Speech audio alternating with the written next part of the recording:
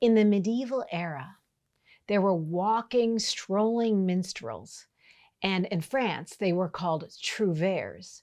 And these people were kind of nomadic in nature, and they would go from village to village singing, playing the guitar, and serenading people. And this particular piece is an andante tempo in 3/4 time.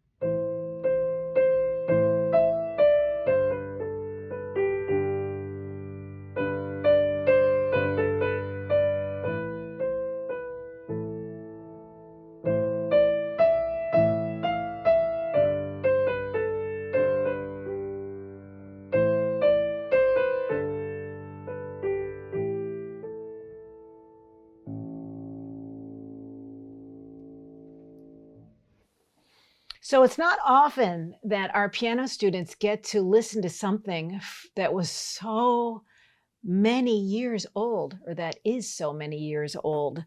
And in this little book, On Your Way to Succeeding with the Masters, I start off in the medieval era, and I give students a chance to listen to the style of that particular time period, even though, of course, there weren't any keyboards back then.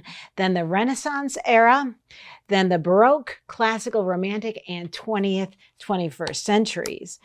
Also in this book are some really great activities so that students start to understand what it used to be like way back then. So the student has to look at these pictures, and they can circle the picture that they would not have seen way back then in the medieval era. And that is, of course, the little boy on the bicycle.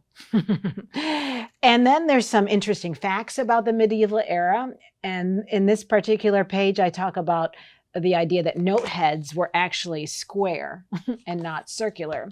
And then there's a practice strategy for every single era in this book. And this particular practice strategy says that the first step of learning any piece is accuracy. And I think about the first stage of learning a piece in notes, fingering, rhythm, and articulations, where the student must think about this accuracy. The piece must be played at a slower thinking tempo, and they don't need to add any dynamics because that can be added in later. So what this practice strategy says is the one that we know as unit practicing. It says repeat the measure plus 1 downbeat until you can play it easily and without any issues with notes, fingering, rhythm, and articulations. Play it until you are confident. So let's go ahead and take a look at measure 9. 1, 2, 3, 1. That was a beautiful unit. So you'd have your student play it again and repeat it several times. It's up to you. 3, 5, 7, 8 times. No more than 8 times, then the student will really lose focus.